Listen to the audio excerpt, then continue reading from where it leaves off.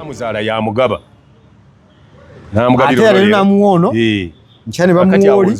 Nze nina nagambye besimalirako obudde bwange. Omuntu asobola okuvaamu ekigambo nti omwana wa bisikire wa misaaki. N'okikkiriza. Ndabira ddala nga talina magezi okwenkana oba nyinza omugerageranya ku maleere. Abo basatu. Nzira mu Kafeero yalina omukazi gwe bayita Madina. Omu. Era yaliko Madina yaliko Erweza. Oyo omu Madina. Kathe nadde Erweza. Babiri. Kafeero yalina Bisirikirwa Namatovu Robina. Basatu. Kafeero yalina Musawo, yalina kiliniki. Bana. Musawo yazaala abaana babeka. Yazaala. Waliwo yali avuddeyo nga asinika nnyo okubuuza nti Musawo lwaki teyazaalira Kafeero. Kimusituze bba muleete mu kamera ekyo tajja kikola. Nze mbabuulidde kimalawo enkaayana zino. Bwe muba mwagala musigale nga mukaayana. Kakati gundi bwa ala tulage ku mwana wammwe muleme kuba basiru kutuuka ku ekyo kutuuka kulyabira olw'okubanga mwe mukayana naye asirwale okutuuka ku leve yakwata omwana amuteeke mu kamera. Buli omu mu bulamu alina ennaku ez'ekijjukizo. Kati nno Focus TV yange bazze okufuula ennaku zo ez'ebyafaayo, bakwata vidiyo n'okkuba ebifaananyi ku mikolo gamba ng'okwanjula, embaga, graduations, okukyala. Bano nno tebakoma okwo, aba Focus Group yange bakuguka mu kutimba, bakola keeki wamu ne juice omuwoomu.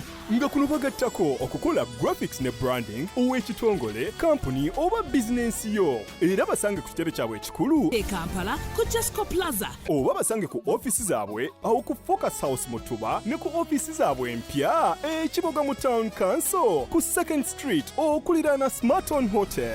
Ebisingawo bakubire ku simu zaabwe 0757 133 162 oba 0789 020 gwali ku Facebook ne Instagram kebera Focus Group yange, ate ku YouTube beba Focus TV yange. Okay, muterevu nkwaniriza nate ku mukutu gaggadde gwa Focus TV yabali nawo osinzidde okutulaba okola kyamaanyi nnyo, mbebaza nti osalawo emikutu gyonna emirala n'ogyerekereza n'olaba guno okola kyamaanyi nnyo. Olunaku lwaleero ebigambo bingi ebitambula ku social media nabagamba nti omwogezi yeka gwe tulina ayogerera omugenzi Kafeero pyalawe yekojja kagatto ye buli nsonga gyendaba nga ateteredde nzija ne tuba nga tugitereza bingi bitambula ku social media okwo naye nga atera twongera okusaasira mukwano gwo Gerard Kiweewa omulangira Gerard Kiweewa yafiiriddwako mukyala kitalo nnyo so twabadde naye eggulaawo twabadde naye oyo nno omuwala omukyala oyo yafudde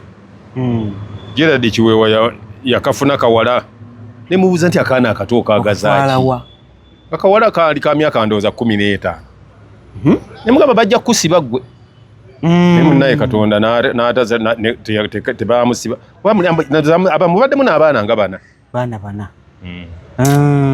ekyakoze bubi nnyo bambi Gerard n'ate nze kyankoze bulungi okufiirwa kati walwa kufiirwa nga ennaku z'omwezi oba nga 29 show yaffe badde tejja kufa naye yafudde kati eyasatu mu lumu kuba ennaku yandimaze naku namba ng'akyali eri mu kufiirwa ate oba ogenda mu kufiirwa okuziika n'asulayo olwasatu n'anywa nnyo n'aba nga tasobola kusituka kukola naye ye n'eccupa bali bwe bati Kafeero Kafeero tayigirizanga muntu yenna kunywa.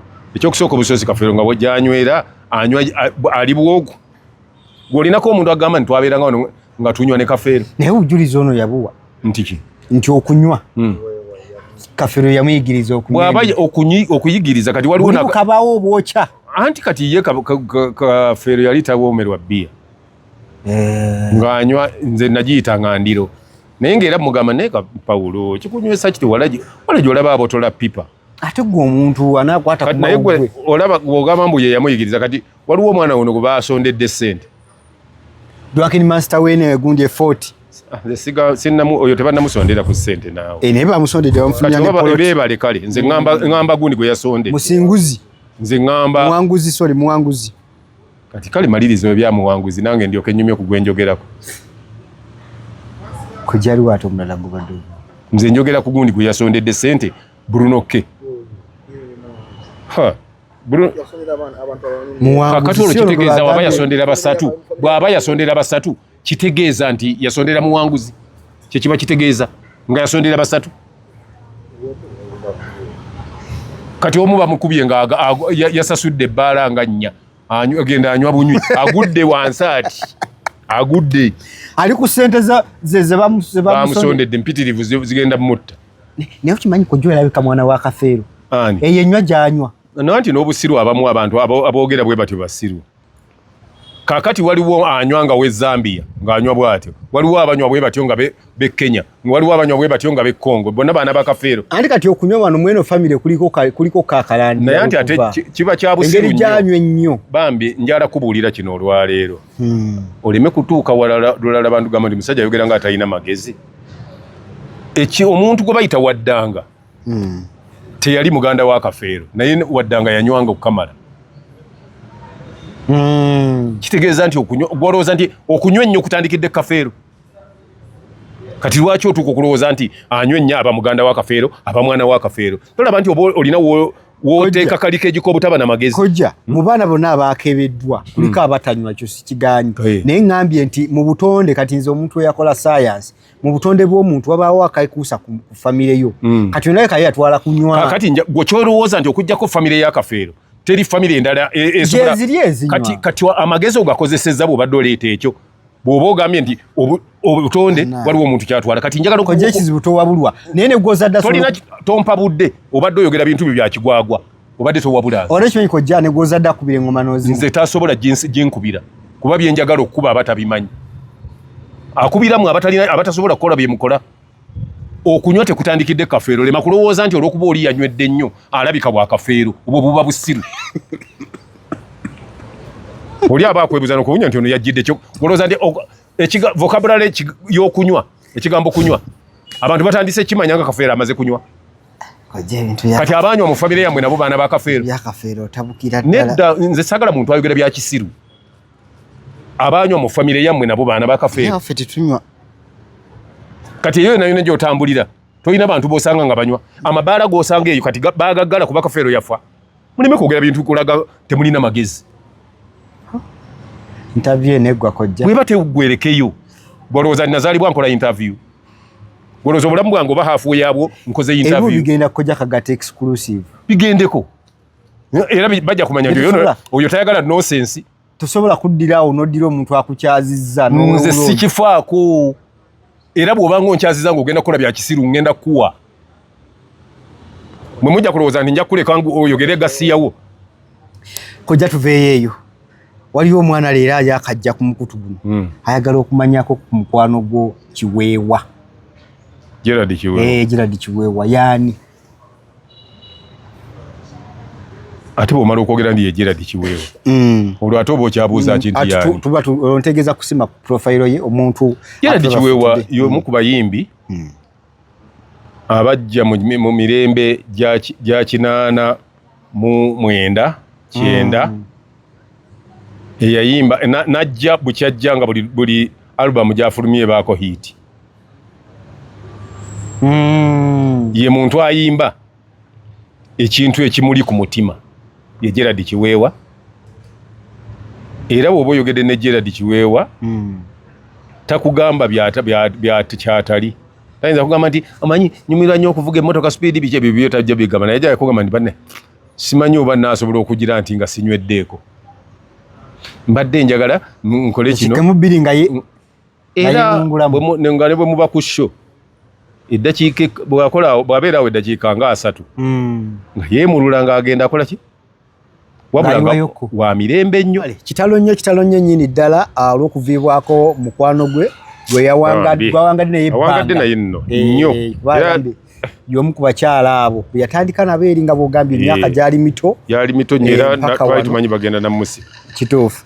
Naye nga abali ku mukutu gyaffe gino abatugoberera twongera obbategeeza nti ebisingako naddala gyenvuddewo wa art music industry tugenda kukwatako ne mu drama tugenda wonna music dance drama yenna obuvo n'obuddo bwe oba history omusanga kojja kati exclusive awo tubatunyumiza emboozi ezitambula kojja onako lero bingi bitambula ku mutimbagano naye nga bitufuna buno tutereze esooka ddala video gye nkuweereza Lord Bitem omumanyi nze simumanyi first time nomulaba ndowooza ntero mulaba nga ayogera ageze bwati ngati simutegeera oba aba awunya kamu oba kisimanyi kojja ko kazindaalo babukwatirira wali akazindaalo simanyi akateekebwa wano bwe naye mpulidde ebintu ng'alina ebintu byayogera naye mbadde saagala kubanga amwanukula kuba ajja kulowooza ndi olwayogedde n'avaayo kati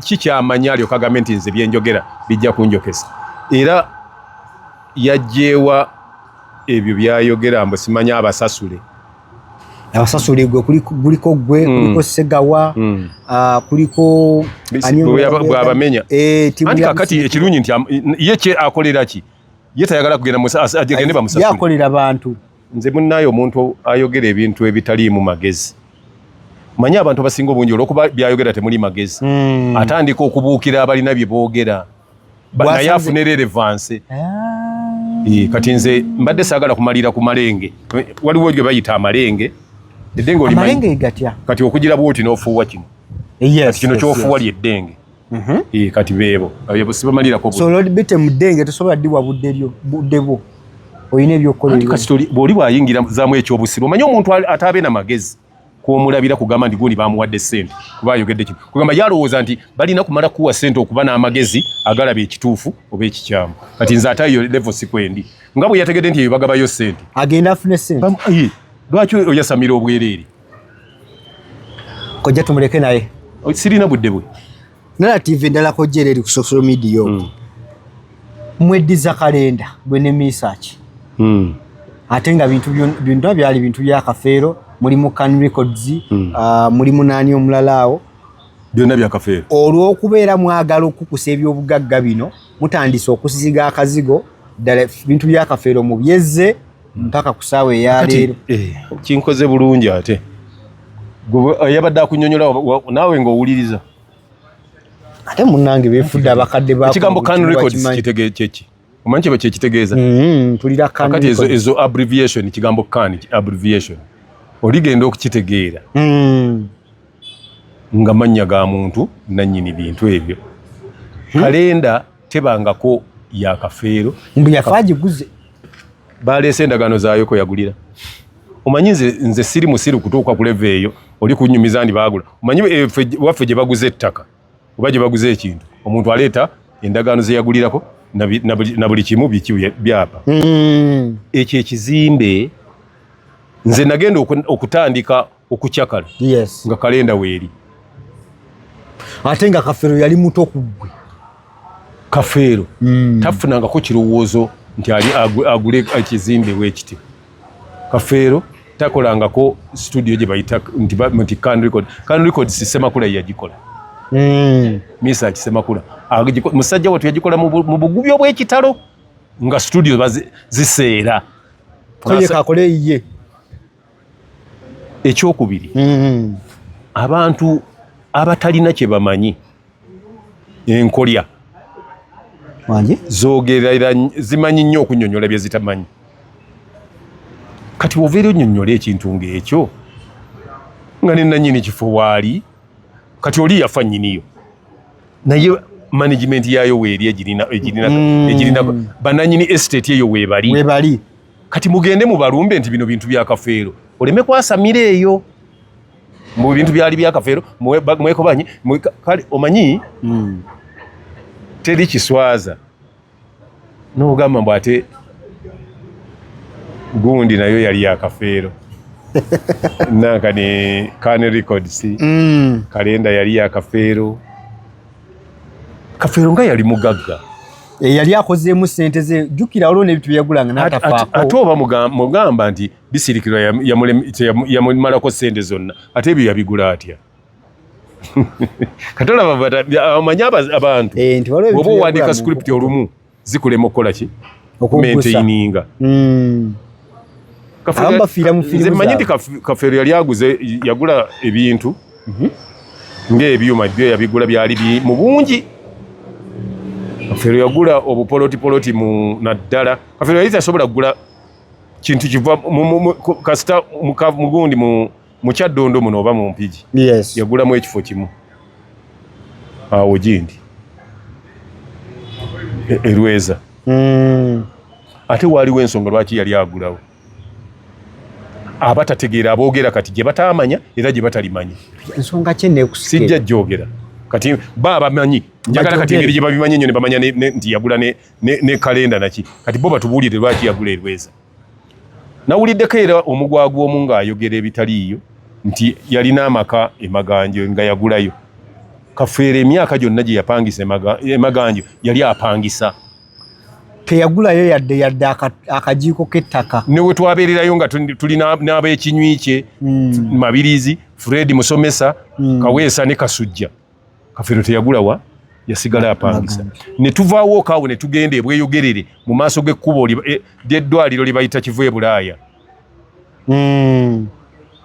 Oba gwatiro baliyita gwatiro oba mu maaso g'ekkubo bayita gwatiro awali ogupande Kivu Bulaaya.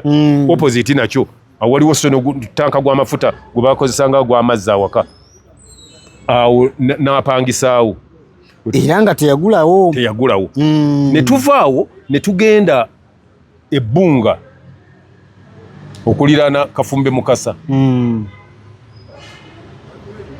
Nga olwo era ebyo byonna mbyogera nga tutambula n'omukyala bamuyita Maama Nantongo. Kafeero teyagulawo yali apangisa upangisa. Era mu kuveeyo era ate yaddayo emaganjo n'apangisaayo. N'alyoka agula Erweza.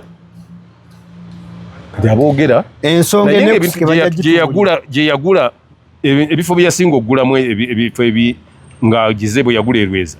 Yagula nnyo sayidi z'Enkokonjeru mu tawuni Enkokonjeru. Okay. Ndagaano obwo yagula bungi. Naye ate obusinga tebaakola ndagaano. Anti kati nga ye tafaayo bw'omugamba nti nze nawe ntunda kuba Nkokonjeru yali amumanyi. Omugamba nti wano bwe watema wano okuliraana wano nti ng'asasula ng'amuwa ssente. Era nze ngamba nti obusinga baabutunda. Banyinibo baabwezza. Kati ono agamba nti kalenda yali yiye ne Can Records. Kati atuyambe kuba oyo yateekwa okuba nti y'omu ku balina oba bwe yali agula yasigaza ku kopi ey'endagaano. Yamba abaana ba Kafeero mugende mubanje ebintu ebyo byoyogera. Kale kojja nagambye ensonga ku nsonga olwayo tujja kuwanvula nnyo tujja kulandaga.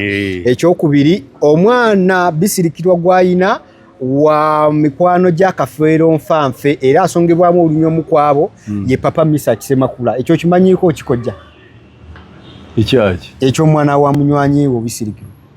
Himanyi nti bisirikirwa alina omwana. Ani abadde akiyita ekipya ntayina. Mbu wammwe omu ku mikwano gya Kafeero era anti wulira basooka mbu ne bamuwa kyenkubuuzizza nti okizzeemu obijja wasikubuuziza basooka bawaani. Nambye nzize kugamba byensanze ku mutimbagano kuno. Ani abikugambye? Kuba buli kiri ku mutimbagano kirinako eyakikoze. Anti kojja labayo emitimbagano byogerwa nze nati ngenda okujja okugamba tuzirambulule bulungi abantu bazitegeere. Era ojja kwesanga nga buli wali video ya bisirikirwa nga boogera ku kyamwana batagingawo Papa Misa kinga aline Kafeero. Mbu mikwano gya Kafeero era Misa gwe basongamu olunyo okubeera nga ate lwaki bagamba nti mikwano ate ne basonga ku Misa ki. Tolaba nti era either abakiwulira oba abakinyumya oba abakikoze nti be batategeera. Bw'ogamba mikwano kitegeeza nti olina kutaginga abantu bangi n'obateekawo. Kati bw'ogamba mikwano n'oteekawo omu gwe mba saagala kuddamu kuba kitegeeza n'ebyoyogera tobitegeera n'olulimi lw'oyogereramu tolutegeera. Mbu bazze bamugaba anti bw'ogamba anti kati w'olabira okutegeera kw'abantu. Kati bw'abanga ataamuzaala yamugaba n'amugabira namuwono nkyane bamuwoli. Nze nina nagambye besimalirako obudde bwange. Omuntu asobola okuvaamu ekigambo nti omwana wa bisirikire wa Misa ki n'okikkiriza ndabira ddala nga talina magezi okwenkana oba nyinza omugeraageranya ku Maleere. Kojja Maleere ge gatyako ate era nyanti tegakyalabika gabanga muli bayinza obutabitegera kati mbageraageranya n'ekintu nga kye bayita ekiwotonono okimanyi ekiwotonono kigambo nkiwulira si kiba empumumpu bwekula erina ekintu ekyo ekyefunya bwekiti ekivaako nekigwa kati oyo bwe mugeraageranya kiba kiwotonono mukitereeze abagamba nti omwana we wa misaaki kubanga misaaki talina gyayinza kujja kulowooza kuba waliwo nyinza kale kanti kambaweeyo ne sitooli emu omwaka gwe siyajjukira bulungi Bisirikirwa yagenda n'abeera ku National Theatre awo nanywa Kafeero n'amulekawo n'avuga n'agenda nadde waka nadde eka nadde emaganja Bisirikirwa agenda okugira ati anoonya Kafeero nga tamulaba Kafeero ye bwe yawulira nga akooye yeetambulira kuba yali tamanyi nnyo kubeera mu baana agenda nga gundi ewedde wabeerangawo music ekiro kubibwa gundi aba artist bakubanga wo music yagenda okumaliriza nga amagamaga ati nga talina bwaddayoka n'agamba Misaaki nti ntwalaako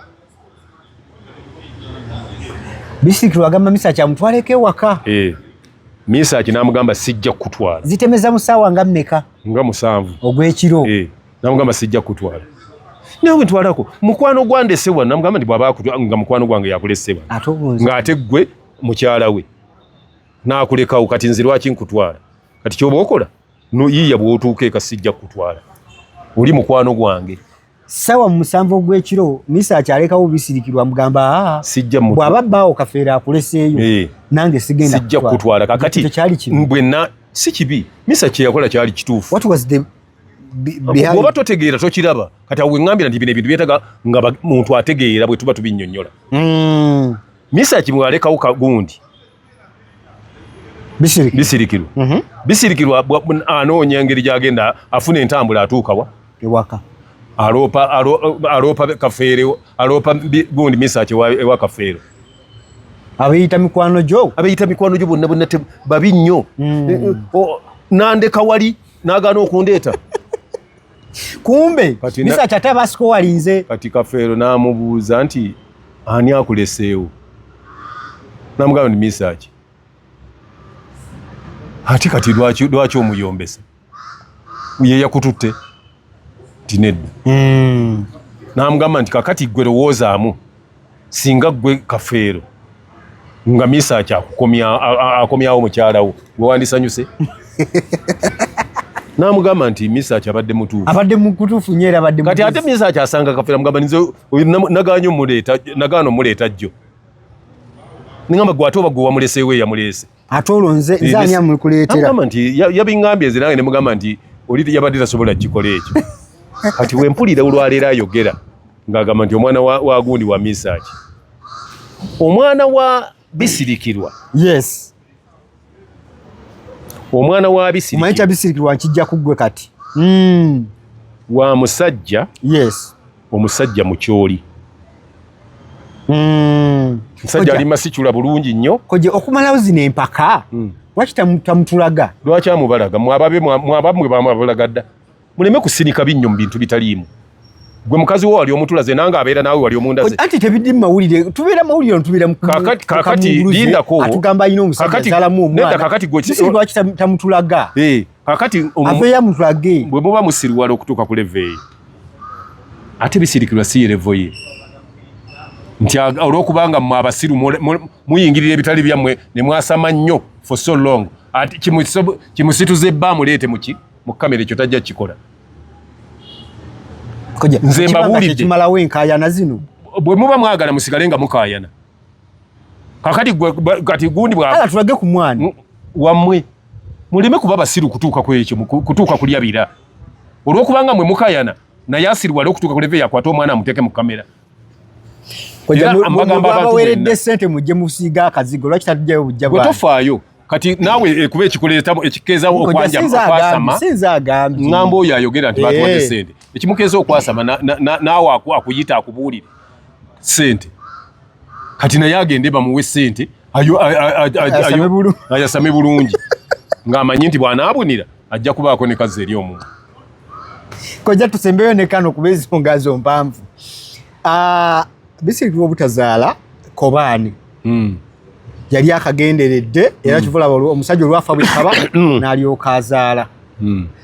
Kojja ekino ekituufu kiri kiku kino kubanga abagamba Bisirikirwa yatazaalira muntu oyo era yali akipanze kubanga yali aki yali nga olowooza nsonga ki gye yali ayinza okuwa obutazaalira Kafeero. Kati omanye ekyo anti kati ffe twali tukola ebyamawulire ng'oli bw'aba ayogera ekintu Osengejja byose naawe n'osengejja n'olowooza nti kati Bisirikirwa kale teyazaalira Kafeero naye olowooza nsonga ki eyinza okuba nga yagaana Bisirikirwa okuzaalira Kafeero. Gwe kati awo nga munnamawulire bwe bagamba ekintu ng'ekyo gwe tobuuza kojja kye nakola kyenkubuuzizza tokizzeemu bwe nawulira ekyo kye nakola nze nga munnamawulire kwe kuleeta omusawo atunnyonnyola Bisirikirwa kye yali ayogera ekya Low Sperm Count. Kati nze si kye ŋŋamba nze ŋŋamba ensonga oli bw'agamba nti gundi teyazaalira gundi gw'olowooza omugezi obuuzaamu nti naye lwaki teyandimuzaalidde kuba abantu abasinga bagaana okuzaalira abantu kubanga baavu. Very true. Kafeero yalinawo ku ssente ate nga Bisirikirwa yazireeta gye ziva amanyi gye zinaava okuzikozesa kyali kisobola omugaana okuzaala. Kati njagala abantu nga n'oyo gaayi waffe ono omusiru yaani eyabadde agamba musimanyi nti baatusasudde Lord Betam manya Betam B Bitam in fact B erinnya liryawo kakati Kafeero yalina abakazi bangi ebyo bibuuza Lord Betam nze simanyi kale omusiru yenna ayogera ebyo akiddemu ajja kufuna ekyokuddamu kale ali eyo yeyambaza akagatto kati gw'olaba bwe kakutuuka nga kakumiima bwe kanaakunyiga ng'okambula. Kafeero yalina omukazi gwe bayita Madiina. Kafeero yalina omukazi gwe bayita Kathe. Dokita. Oyo Kathe ye muzungu. Ye muzungu, yes. Kafeero yalina omukazi gwe bayita Robina Bisirikirwa. Abo nzira mu Kafeero yalina omukazi gwe bayita Madiina. Omu? Era Madiina yaliko Erweza. Oyo omu Madiina. Kathe nadde Erweza. Babiri. Kafeero yalina Bisirikirwa Namatovu Robina. Basatu. Kafeero yalina musawo musawo ali awo ku Hollywood ekatwawo awali ettaawo awo baakoze ennaku zino omulaba baakoze awo ewa Musisaawo we yalina kiriniki bana. Musawo yazaala abaana bameka? Yazaala waliwo yali avuddeyo ng'asinikaaga nnyo okubuuza nti musawo lwaki teyazaalira Kafeero. Omuzungu Kafeero gwe yali ayagala n'ayimba bw'atyo yazaala abaana bameka? Waliwo yali aginise kuga nnyo nti ng'omuzungu teyazaalira Kafeero. Lwaki muddira buli gasiya buli kibi ne mukiteeka ku Bisirikirwa olw'okubanga yali ye teyazaala? Kye mwagala okugamba nti Bisirikirwa yatazaalira Kafeero yekka mu bakazi be yayagala? Bwe mwagala kugamba nti abakazi bonna Kafeero be yayagala baamuzaalira? Temuliimu n'abaleese enkolobe baana 21 nga bamuleetedde nti nabo balaga nti bo baazaala? So tubeere bantu abalina amagezi. Kafeero Bisirikirwa tayagalangako butazaalira Kafeero. Ate kyakubiri Bisirikirwa abantu ebyeboogera mbu yagaana okuzaala kubanga Kafeero yali talina sente ng'ayagala nnyo sente. Ye yalina access ku sente za Kafeero n'ennyingira gye zaayingirangamu. Era ng'amanyi obungi bwe zinajja zitya ne bwe yandigambye nti bwe naaba nfunye olubuto nja kubeera wano sente embeere nabwe ziti zibeere zaaliwo kuba ye yali akola proposals ezayingizanga sente ezo. Kojja ono nabagambye nze muleeta okuttaanya ebyo bigenda maaso ku social media.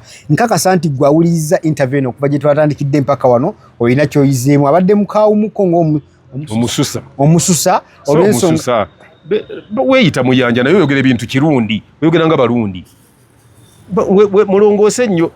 Twagamba nti abato tubaagazisa ennimi zaabwe naye ate mu abakulu temuzimanyi. Mugambe nti omususa ye n'agamba omususa. Munsaasire abalabye okuva gye twatandikidde mpaka wano mbadde ne Kojja Kagatto. Ebisigale ka tubikola off camera bye mutaalabe kuba nange nkoyo kumpisaamu eggaali naye producer bijjeyo mpozi byonna byonna kye tugamba nti omwami ono aleme kwonoona olulimi lwaffe bamala okwonoona olwaffe ne badde eribo ne beeyagalira mu zaabwe wama mujjeyo bijjeyo ebyo tujja byogerera ofu kamera. Kusubscribinga ku Focus TV yange bingi